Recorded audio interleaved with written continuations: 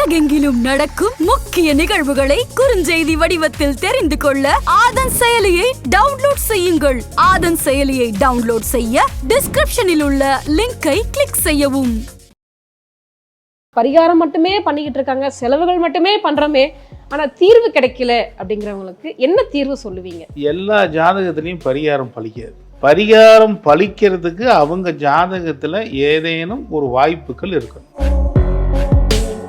பரிகாரம்னாவே எல்லாரும் இந்த கோயிலுக்கு போகிறது, அங்கே போய் நாக சர்ப்பம் வச்சு வழங்க வழிபடுறது, அப்புறம் அங்கே போகிறது, வாழை மரத்துக்கு தாலி கட்டுறது, இதுதான் பரிகாரம்னு நினச்சிக்கிறாங்க. நாங்கள் சொல்கிற பரிகாரம்லாம் என்ன? மேச லக்னம், 7ஆம் இடத்துல சுக்கிரன் சனியோடு இருக்குது, திருமணம் லேட்டு. ஒரு வெள்ளிக்கிழமையில் உங்களோட எடைக்கு எடை அரிசி, பருப்பு, உப்பு, புளி, மிளகாய் இதெல்லாம் வச்சு ஏதோ ஒரு அநாத ஆசிரமத்துக்கு தானம் கொடுங்க. திருப்பதியில் சாமி ஏழுமலையானுக்கு மேலே சிலா தோரணம்னு ஒரு இடம் இருக்கு. நன்மையை மட்டுமே செய்வதற்காக படைக்கப்பட்ட கோயில்கள். இந்த கடன் தீர்றதுக்கும் இந்த நோய் தீர்றதுக்கும் உங்களுக்கு அரசாங்க வேலை கிடைக்கின்றாலும் அந்த திருவண்ணாமலைக்கு போனீங்கன்னா ஜெயிப்பீங்க. முக்கிய தகவல்களே உடனுக்குடன் தெரிந்து கொள்ள ஆதன் செயலியை டவுன்லோட் செய்யுங்கள். டவுன்லோட் லிங்க் டிஸ்கிரிப்ஷனில் உள்ளது. ஆதன் ஆன்மீக நேயர்களுக்கு வணக்கம். நம்ம ஆன்மீகம் சேனல்ல ஆன்மீகம் தொடர்பாக நிறைய தகவல்களை பார்த்தும் தெரிஞ்சுக்கிட்டும் வரும். அதன் மூலமா நமக்கு நிறைய தீர்வுகளும் தெளிவுகளும் கிடைச்சிருக்கு. அந்த வகையில இன்னைக்கு நம்ம கூட இணைஞ்சிருக்கிறாங்க ஜோதிட சித்தர் ஈரோடு TR கோப்பு ஐயா அவர்கள். வாருங்கள் பேசுவோம். வணக்கம் சார். வணக்கம் மேடம். பொதுவாகவே பார்த்தீங்க அப்படின்னா எல்லாருக்கும் இப்போ ஒரு ஜோதிடம் ஜாதகம் சம்பந்தமாக நிறைய விழிப்புணர்வு வந்திருக்கு அப்படின்னு சொல்லலாம். ஏன்னா சனிப்பெயர்ச்சி, குரு பெயர்ச்சி, ராகு கேது பெயர்ச்சின்னு எல்லா பெயர்ச்சிக்குமே மக்கள் ரொம்ப பயப்பட ஆரம்பிச்சுட்டாங்க அப்படின்னு தான் எடுத்துக்கணும். ஸோ அந்த வகையில் பார்த்தீங்க அப்படின்னா இப்போ ஒருத்தருங்க ஜாதகத்துக்கு கொண்டுட்டு வராங்க உங்ககிட்ட, எனக்கு திருமணமே நடக்கலைங்க, ரொம்ப தள்ளி தள்ளி போய்கிட்டு இருக்கு, நெருங்கி வர்ற மாதிரி இருக்கு ஆனால் தள்ளி போயிடுது அப்படின்னு நிறைய பேர் ஒரு ஆதங்கத்தோட கொண்டுட்டு வருவாங்க. ஸோ நிறைய பேர் பரிகாரம் சொல்லுவாங்க, காளஹஸ்தி போயிட்டு வாங்க, திருமணஞ்சேரி போயிட்டு வாங்க, இந்த கோயில் போயிட்டு வாங்க, அந்த கோயில் போயிட்டு வாங்க. ஆனால் பரிகாரம் மட்டுமே பண்ணிக்கிட்டு இருக்காங்க, செலவுகள் மட்டுமே பண்ணுறோமே, ஆனால் தீர்வு கிடைக்கல அப்படிங்கிறவங்களுக்கு என்ன தீர்வு சொல்லுவீங்க? முதல்ல பரிகாரம்னா என்ன அப்படின்னு நீங்கள் தெரிஞ்சுக்கணும் மேடம். எல்லா ஜாதகத்திலையும் பரிகாரம் பலிக்காது. பரிகாரம் பலிக்கிறதுக்கு அவங்க ஜாதகத்தில் ஏதேனும் ஒரு வாய்ப்புகள் இருக்கணும். இப்போ நான் என்னுடைய முறை, அதாவது இந்த ஜோதிட உலகத்தில் பரிகாரம் பண்ணி தோற்று போகிறவங்க நிறைய இருக்காங்க, பரிகாரம் பண்ணி வெற்றியானவங்க இருக்காங்க. பரிகாரம்னாவே எல்லாரும் இந்த கோயிலுக்கு போகிறது, அங்கே போய் நாக சர்ப்பம் வச்சு வழங்க வழிபடுறது, அப்புறம் அங்கே போகிறது, வாழை மரத்துக்கு தாலி கட்டுறது, இதுதான் பரிகாரம்னு நினச்சிக்கிறாங்க. யாகம் பண்ணுறது, இந்த மாதிரி விஷயங்கள்லாம் பரிகாரமே அல்ல. இந்த மாதிரி விஷயங்கள்லாம் பரிகாரமே அல்ல. நாங்கள் சொல்கிற பரிகாரம்லாம் என்ன அப்படின்னா, இப்போ பாருங்கள், மேச லக்னம் 7ஆம் இடத்துல சுக்கிரன் சனியோடு இருக்குது, திருமணம் லேட்டு. சனி இருக்கிற இடம் லேட்டு. இப்போ இவங்களுக்கு என்ன பரிகாரம் நான் சொல்லியிருந்தால் அவங்களுக்கு கல்யாணம் நடந்திருக்கும். கிட்டத்தட்ட அவங்களுக்கு வயசு ஒரு 30 வயசுன்னு வச்சுக்கோங்களேன். அப்போ என்ன பரிகாரம் சொன்னால் அவங்களுக்கு ஜெயிக்கும்? 30 வயசாகி கல்யாணம் ஆகல, என்ன பண்ணால் ஜெயிக்கும் அப்படின்னு நீங்கள் நினச்சிங்கன்னா, நான் சொன்ன பரிகாரம் எப்படி இருக்குன்னு நீங்கள் பாருங்கள். இப்போ அவங்க வாழை மரத்துக்கு தாலி கட்டிட்டாங்க, காளஹஸ்தி போய் சர்பத்துக்கு எல்லாம் பண்ணிட்டாங்க, கல் வாழைக்கு தாலி கட்டிங்க, என்னென்ன மூலம் அவங்க பண்ணுறாங்க. இப்போ நாங்கள் பரிகாரம்னு எடுக்கிறோம் அப்படின்னா, என்னுடைய முறையில் எங்கிட்ட கிட்டத்தட்ட ஒரு 4,000 மாணவர்கள் படிக்கிறாங்க. நாங்கள் பரிகாரம்னு எதை சொல்கிறோம் அப்படின்னா, நீங்கள் பண்ணுற பரிகாரமானது ஏதோ ஒரு ஒரு உயிருக்கு நன்மையை தரணும். அது அவங்களுக்கு போச்சுன்னா உங்களுக்கு நன்மைன்னு நாங்கள் சொல்கிறோம். இந்த 7ஆம் இடத்துல சுக்கிரனும் சனியும் இருந்ததுனால, சுக்கிரன்னாவே என்னென்னா, சுக்கிரன்னா 7ஆம் இடம் பெண்ணு, சனினா வெயிட்டு. நான் என்ன சொல்கிறேன்னா, ஒரு வெள்ளிக்கிழமையில் உங்களோட எடைக்கு எடை அரிசி, பருப்பு, உப்பு, புளி, மிளகாய் இதெல்லாம் வச்சு துலாபாரம், 7ஆம் இடம் மேசத்துக்கு துலாபாரமாக அந்த சாப்பாடு, அரிசியும் அதுக்கு முன்னாடி சமையல் பொருட்களையும் வச்சு எண்ணெயோடு வச்சு, சுக்கிரன் சனினா எண்ணெயோடு வச்சு ஏதோ ஒரு அநாத ஆசிரமத்துக்கு தானம் கொடுங்க அப்படின்னு சொன்னோம். 2 டைம் கொடுங்கணும். ஏன் 2 டைம்? 2/7 சுக்கிரன் அங்கே இருக்கார்.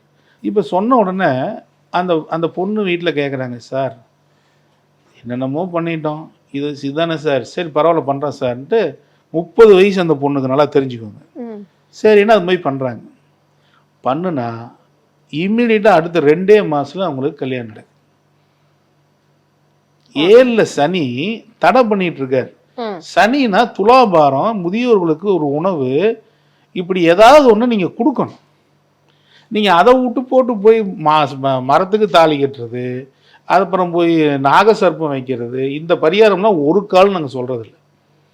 யாகம் பண்ணுறது, அல்லது அங்கே காளகஸ்தி போய் அந்த இதுக்கு சர்ப்பத்துக்கு இது பண்ணுறது. சார் காளகஸ்தியில் சாமியே சர்ப்பமாக இருக்கார். நீங்கள் என்ன முன்னாடி சர்ப்பம் வச்சு நீங்கள் என்னமோ புதுசாக மஞ்சத்தூள் அது இதெல்லாம் போடுறீங்க? அப்படிலாம் கிடையவே கிடையாது. அப்போது காளகஸ்தி போனால் நன்மையான நன்மை, 100% நன்மை. அதை நான் என்றைக்கும் நான் மறுக்கலை. எல்லா கோயில்களுமே ஒரு பவர் சென்டர்ஸ். உங்களுக்கு ஒரு விஷயம் சொல்கிறேன் கேளுங்க. இவங்க திருப்பதி போகாதீங்க அப்படின்னு ஒரு விஷயம் சொல்கிறாங்க இல்லைங்களா? அதுலேயும் குறிப்பாக பூர நட்சத்திரக்காரங்க திருப்பதி போனால் அவங்க மிகப்பெரிய கஷ்டங்களை அனுபவிப்பாங்கன்னு பல வீடியோஸ் வந்துட்டு இருக்கு, உண்டா இல்லைங்களா? இப்போ இதுக்கு ஒரு லாஜிக் நான் உங்களுக்கு சொல்கிறேன், நீங்கள் நல்லா தெரிஞ்சுக்கோங்க. பூரம் அப்படிங்கிறது ஆர்ச். பூரம்னா ஆர்ச். பூரம் இருக்கிற வீட்டில் பக்கத்தில் ஆர்ச்சோ அல்லது அவங்க வீட்டில் அந்த மாதிரி ஒரு ஆர்ச் வச்சு கட்டியிருப்பாங்க. சமயக்கட்டுக்கு போகும்போது கூட ஒரு ஆர்ச் இருக்கும்.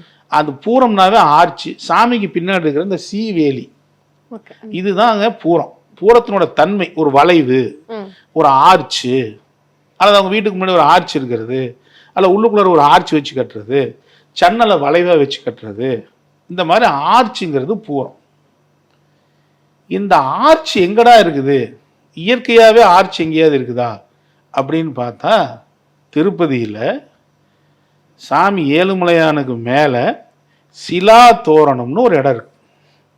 சிலா தோரணம் அது 1 கிலோமீட்டர் தாண்டி இருக்கு. அங்க 230 கோடி ஆண்டுகளுக்கு முன்னாடியே இயற்கையாகவே வந்த ஒரு ஆர்ச் இருக்கு.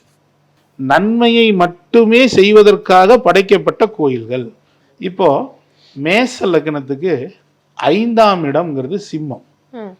மேச லக்னத்துக்கு அல்லது மேச ராசிக்கு 5ஆம் இடம்ங்கிறது சிம்மம். அப்போ சிம்மம்ங்கிறது மலை. சிம்மம்ங்கிறது மலை. அப்போ மலைன்னா திருவண்ணாமலைன்னு எடுத்துக்கோங்க. மேச ராசிக்காரங்க திருவண்ணாமலைக்கு போனால் நல்லது. அதுவே 5ஆம் இடம் அதிர்ஷ்டம் இயங்கும், குழந்தை பாக்கியம் கிடைக்கும், பூர்வீக சொத்து கிடைக்கும், இதெல்லாம் அங்கே போனால் கிடைக்கும்னு வச்சுக்கோங்களேன். இதுவே ரிஷப ராசிக்காரனுக்கு அது 4ஆம் இடம். மன மகிழ்ச்சி வேணும், மகிழ்ச்சி வேணும், நல்லா படிக்கணும் அப்படின்னா அதே திருவண்ணாமலைக்கு ரிஷபராசிக்காரன் போனால் கிடைக்கும். இது 4ஆம் இடமா இருக்கிறதுனால. இப்போ இதையே மாத்திரம் பாருங்க, மீன ராசிக்காரங்க, மீன லக்கணக்காரங்க, அதுக்கு 6ஆம் இடம் சிம்மம். 6ஆம் இடம் கடன் நோய் எதிரி, ரொம்ப மோசமான ஸ்தானம்னு நீங்கள் சொல்கிறீங்க. இந்த கடன் தீர்றதுக்கும் இந்த நோய் தீர்றதுக்கும் உங்களுக்கு அரசாங்க வேலை கிடைக்கின்றாலும் அந்த திருவண்ணாமலைக்கு போனீங்கன்னா ஜெயிப்பீங்க. இப்போ மகர லக்கணத்துக்கு மகர ராசிக்காரங்களுக்கு 8ஆம் இடம் சிம்மம். சிம்மம்ங்கிறது மலை. நான் திருவண்ணாமலைன்னு சொல்ல, எந்த மலை வேணாலும் வச்சுக்கோங்க. மலையில் கோயில் அல்லது மலை இருக்கிற இடத்துல மலைன்னு வச்சுக்கோங்க. சும்மா மலை எதுவுமே வேணாங்க, சும்மா ஒரு மலை மேலே ஏறிட்டு வாங்க. 8ஆம் இடம் மலை. 8ஆம் இடம் மலை. சிம்மம்ங்கிறது மலையில் இருக்கிற குகை, இதெல்லாம் சொல்லக்கூடியது. அப்போ 8ஆம் இடம் அப்படி இருக்கிறதுனால இவங்களுக்கு ஆயுள் சம்பந்தமான குற்றங்கள் இருக்கு பாருங்க. மகர ராசி மகர லக்கணக்காரங்களுக்கு ஆயுள் குற்றமோ பெருத்த அவமானமோ பெரிய கடனோ கஷ்டமோ வந்தால் அந்த மலையை போய் வழிபட்டா கட்டாயம் தீரும். கட்டாயம் தீரும். கன்னியா லக்கணக்காரங்க கன்னியா ராசிக்காரங்க 12ஆம் இடம் மலை. 12ஆம் இடம் மலை. நீங்கள் போனீங்கன்னா 100%. 12ஆம் இடம் விரயம், 12ஆம் இடம் ஆஸ்பத்திரி செலவு, 12ஆம் இடம் தொடர்ந்து செலவாகிட்டே இருக்குது, ரொம்ப கஷ்டப்படுறேன், வெளிநாட்டு வேலை கிடைக்கல, வெளிநாட்டு வேலை கிடைக்கல. இப்போ அந்த சிம்மமான இடம் நம்ம திருவண்ணாமலைன்னு உதாரணமாக வைக்கிறோம், அங்கே போனால் ஜெயிக்கும். அப்போ 6, 8, 12 தோஷம் நீக்கிறதுக்காக, 6, 8, 12 கஷ்டங்களை நீக்குவதற்காகத்தான் கோயில்கள். இப்போ நான் இதுவே வந்து அந்த அந்த சிம்மம் வந்து ஒரு பிரச்சனைக்குரிய இடமா இருக்குன்னு வச்சுக்கோங்க, இப்போ அது வந்து ஒரு ஏதோ ஒரு தப்பான ஒரு இடமா இருந்தால் அங்கே போகாத. இது கோயில், கோயிலில் போகும்போது மிகப்பெரிய நன்மைகளை அந்த இறைவன் கொடுத்து கொண்டே இருப்பான். அதாவது எனக்கு 6ஆ இருக்குது, எனக்கு 8ஆ இருக்குது, எனக்கு 12ஆ இருக்குது அப்படின்னு நினைக்கிறது அல்ல இந்த இடம். அந்த தோஷங்களை நீக்கிறது அந்த இடம், அந்த கஷ்டங்களை நீக்கிறது அந்த இடம். எனக்கு 3வது நட்சத்திரமா இருக்குது, எனக்கு 5வது நட்சத்திரமா இருக்குது, எனக்கு 7வது நட்சத்திரமா இருக்குன்னா அது சம்பந்தமான பிரச்சனைகளை தீர்ப்பது தான் அந்த இடம். மக்களுக்கு தவறான வழிகாட்டுதல் பண்ணி 100க்கு 100 இந்த கோயிலுக்கு போகாத, அந்த கோயிலுக்கு போகாத, அப்படி போகாத, இப்படி போகாதன்னு சொல்லி சொல்லி சொல்லி, அம்மா நீங்கள் நம்புனா நம்புங்க, இதே பூர நட்சத்திரம், இதே பூர நட்சத்திரம் அவங்க வந்து நல்லா ஓடிட்டு இருக்கு, ஸ்பின்னிங் மில் 6 ஸ்பின்னிங் மில் வச்சுருக்காங்க, நல்லா ஓடிட்டு இருந்திருக்கு. அவங்க ரெகுலராக வந்து திருப்பதி போயிட்டு வருது, அவங்க ரெகுலராக வருஷம் போய் எல்லா பூஜையும் பண்ணிட்டு வருவாங்க. இந்த மாதிரி ஒரு விஷயம் நடக்குது, இந்த மாதிரி திருப்பதி பூர நட்சத்திரக்காரன் திருப்பதி போகக்கூடாது, 3 வருஷமாக போகல, 3 வருஷமாக போகல, 2 மில்லு வித்துட்டாங்க, 2 மில்லு, 6 மில்லில் 2 மில் போயிடுச்சு, இன்னும் 4 மில் இருக்குது. நம்மளை வந்து பார்க்க வராங்க, நான் இன்னைக்கு திருப்பதி போங்கன்னு சொல்கிறேன். சார் திருப்பதி போகக்கூடாதுன்னு சொல்லியிருக்காங்க சார், போகாமல் இருந்து என்னாச்சுன்னு கேட்டேன். இது மாதிரி விற்றுது, இப்போ போங்க திரும்ப வாங்குவீங்கன்னு. இப்போ 4 மில்லும் ஓடி 5வது மில் ஒன்று வாங்க போகிறாரு. இப்போ எப்படி மாறுது? அதே மாதிரி பரிகாரங்கள் அப்படின்னா நீங்கள்லாம் நினச்சிக்கிறீங்க, ஒவ்வொரு ஜாதகத்திலையும் பரிகாரம் செய்வதற்கு ஒரு பாவங்கள் சப்போர்ட் பண்ணுது. சும்மா எடுத்தோன்னே பார்த்தோன்னே திருமணமாவில் இங்கே போ அங்கே போ அப்படின்னா அது அப்படியெல்லாம் இல்லை. ஒவ்வொரு திருமணமே சில பேர்த்துக்கு ஆகாது. நீங்கள் வந்து ஜாதகத்தில் என்ன பண்ணாலும் திருமணம் ஆகாது. அந்த ஜாதகத்துக்கு இப்போ ராகுல் காந்திக்கு திருமணம் பண்ணி வைக்க முடியுமா? உண்டா இல்லையா? அந்த மாதிரி திருமணமே ஆகாத ஜாதகங்கள் நிறைய இருக்குது. வாஜ்பாய்க்கு திருமணமே இல்லை, திருமணமே ஆகலை. அப்படி திருமணமே ஆகாத ஜாதகங்கள் பலது இருக்குது. அதுக்கு என்ன பரிகாரம் பண்ணாலும் ஜெயிக்காது. அது எப்படி அப்படிங்கிறத நாங்கள் எங்கள் மாணவர்களுக்கு சொல்லி கொடுத்துருக்கோம். நாங்கள் எங்கள் மாணவர்களுக்கு கிட்டத்தட்ட 4000 பேர் படிக்கிறாங்க, சொல்லி கொடுத்துருக்கோம். ஒவ்வொரு பாவங்களுக்கும் அது அந்த விளக்கம் வேணுமா உங்களுக்கு? அது என்ன மாதிரி பண்ணணும், அது என்னன்னு சொல்லிட்டீங்கன்னா கொஞ்சம் தெளிவாயிடுவாங்க மக்கள், ஒரு விழிப்புணர்வு மாதிரி இருக்கட்டும். நண்பர்களே, இது ஜோதிடர்களுக்கான பதிவு மட்டுமல்ல, உங்கள் மக்களுக்கும் தான் நான் சொல்கிறேன். ஒரு பாவங்களுக்கு இப்போ நீங்கள் ஒரு குழந்தை இல்லை அப்படின்னா, குழந்தை உங்கள் ஜாதகத்தில் இருக்குதா, இல்லை தத்து குழந்தையா, இல்லை குழந்தையே இல்லையா அப்படிங்கிறத நீங்கள் முதல்ல உங்களுடைய ஜோதிடத்தை போய் முதல்ல ஜாதகமாக பலன் கேட்கும். பரிகாரம்லாம் சொல்லாதீங்க, முதல் ஜாதக பலன் சொல்லுங்கன்னு சொல்லணும். 12 பாவங்களுக்கும் அந்த ஜோதிடர் பலன் சொல்லணும். அவர் சொல்கிறதெல்லாம் டிக் போட்டுக்கிட்டே வாங்க. ஒரு 90% அவர் சரியாக சொல்லியிருக்காருன்னு உங்களுக்கு தெரிஞ்சு போச்சுன்னா, அவர் அடுத்து என்ன சொல்ல போகிறாருங்கிறத நீங்கள் பாருங்கள். அப்போது ஒரு குழந்தை பாக்கியம் இல்லை, ஒரு 5 வருஷம் ஆச்சு குழந்தை இல்லை அப்படின்னா, அந்த 5ஆம் அதிபதி எங்கே இருக்காரோ அதுக்கு நேர் 7ஆம் இடம் திதிசூனியமாகவோ அஸ்தமனமாகவோ அல்லது நீசமாகவோ இருந்தால் பரிகாரம் இல்லை, பரிகாரம் இல்லை கிடையாது. சார் இதுக்கு மீறி ஏதாவது பரிகாரம் இருக்குன்னா 9ஆம் இடத்துக்கு போகணும். அதெல்லாம் வந்து ஜோதிடர்கள் நாங்கள் யோசித்து செய்ய வேண்டிய விஷயம். ஆனால் பரிகாரம் இல்லை. 5ஆம் அதிபதி கெட்டு போச்சு. இப்போ உதாரணத்துக்கு மேச லக்னம்னு வச்சுக்கோங்களேன். அந்த மேச லக்னக்கார 5ஆம் அதிபதி சூரியன் போய் நேராக துலாத்தில் நீசமாக இருக்குது, சுக்கிரன் அஸ்தமனம் பண்ணியிருக்குது. அப்படி இருந்ததுன்னா அதுக்கு நேர் 7ஆம் பாவம் பார்க்கணும், அது செவ்வாய். அதுவுமே வந்து கடகத்தில் இருந்தது அப்படின்னா அங்கே பரிகாரம் இல்லை.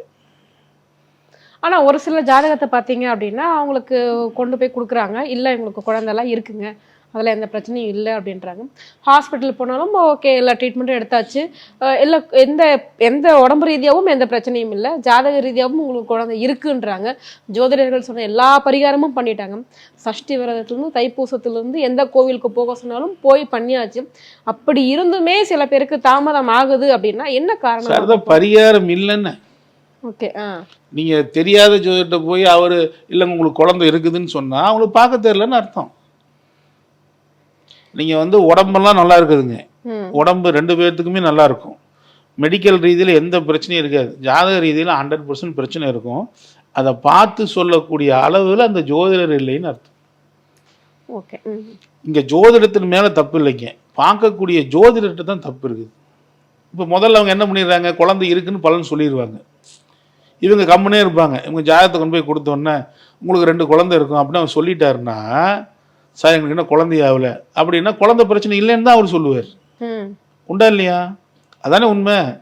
அப்போ அந்த குழந்தை பிரச்சனை தப்பா இருக்குது, உனக்கு குழந்தை இல்லைன்னு எந்த ஜோதிடர் சொல்றாரோ அவர் தான் சரியான ஜோதிடர்.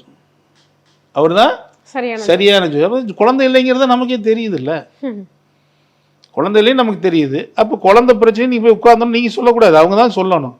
ஆனால் ஏற்கனவே அந்த ஜோதிடர் என்ன பண்ணுவார், குழந்தை பாவம் வரும்போது குழந்தை இருக்குன்னு சொல்லிட்டாருன்னா அவர் இல்லைங்க உங்களுக்கு எந்த பிரச்சனையும் இல்லை, குழந்தை பிறந்தோன்னு போங்கன்னு தான் சொல்லுவார் ஒழிய, நிச்சயமாக குழந்தை இல்லைன்னு சொல்லக்கூடியவர் தான் அது கரெக்டான ஜோதிடர். அப்போ ஜோதிடம் சொல்கிறதுல தான் பிரச்சனையோ ஒழிய ஜோதிடத்து மேலே எந்த தப்பும் கிடையாது. ஒரு பாவம் மறுக்கப்படுதுன்னா அந்த ஜாதகத்தில் நல்லா தெரிஞ்சுக்கோங்க, ஒரே ஜாதகத்தில் என்னோட விஷயத்தில் ஒருத்தருக்கு ஆணுக்கு குழந்தை இல்லை அப்படின்னா பெண்ணுக்கு 7ஆம் பாவத்திலேருந்து 5ஆம் பாவம் எண்ணி பார்ப்பேன், அதுலேயும் குழந்தை இருக்காது. உடனே பெண் ஜாதகத்தை வாங்கி பார்த்தா அதுலேயும் இருக்காது, 2லேயுமே இருக்காது. இதில் ஒரே ஒரு விஷயம் மேடம், ஓப்பனாக இன்னைக்கு சொல்கிறேன், ஆண் ஜாதகம் கெட்டு போச்சு பெண் ஜாதகம் நல்லா இருக்குன்னா குழந்தை இருக்கிற மாதிரி இருக்குன்னா இதுதான் ஐவிஎஃப் ட்ரீட்மெண்ட் மூலியமா கிடைக்குது. ஐவிஎஃப் மூலியமா. ஓகே, ஐவிஎஃப் மூலியமா ஒரு ஜாதகத்தில் குழந்தை பெற பாக்கியமும் ஒரு ஜாதகத்தில் குழந்தை பெற பாக்கியமே இல்லைன்னா கூட ஐவிஎஃப் மூலியமா நடக்குது பார்த்தீங்களா, அது இதுதான். ஐவிஎஃப் மூலியமா கிடைக்கிறதுங்கிறது ஒரு பெண் ஜாதகம் நல்லா இருந்திருக்கும், அப்பதான் ஐவிஎஃப் மூலியமா கிடைக்கும். இப்போ பெண் ஜாதகம் கெட்டு போச்சு ஆண் ஜாதகம் நல்லா இருக்கு அப்படின்னா இந்த கர்ப்பதானம் பண்றாங்க இல்லைங்களா, அதன் மூலியமா கிடைக்கும். கர்ப்பப்பை செல்கள் தானம் பண்றாங்க, அதன் மூலியமா கிடைக்கும். 2மே கெட்டு போச்சு, 2மே கெட்டுருச்சு. அதுக்கு அடுத்து பார்க்க வேண்டியது தத்து. இப்ப தத்து எடுக்கணும், தத்து எடுக்கணும் அப்படின்னா இதுலயும் பிரச்சனை இருக்கு.